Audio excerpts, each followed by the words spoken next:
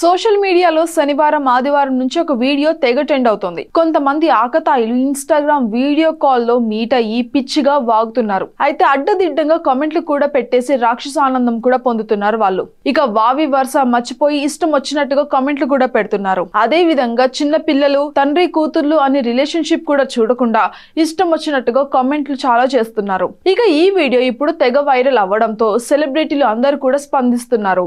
ముందుగా అయితే సాయి ధరమ్ తేజ్ స్పందించారు. ఇలాంటి వారిని కఠినంగా శిక్షించాలి అని తెలంగాణ ఏపీ ప్రభుత్వాలకు రిక్వెస్ట్ పెట్టారు. సీఎం డిప్యూటీ సీఎం లను ట్యాగ్ చేశారు. తెలంగాణ సీఎం డిప్యూటీ సీఎంలు వెంటనే స్పందించి తగిన చర్యలు కూడా తీసుకుంటామని హామీ ఇచ్చారు. ఇక తాజాగా సదరు వ్యక్తి ఆ వీడియో మీద మంచు మనోజ్ కూడా స్పందించారు. హనుమంతు అనే వ్యక్తిని గత ఏడాది ఇన్స్టాగ్రామ్ ద్వారా నేను సంప్రదించానని మంచు మనోజ్ అన్నారు.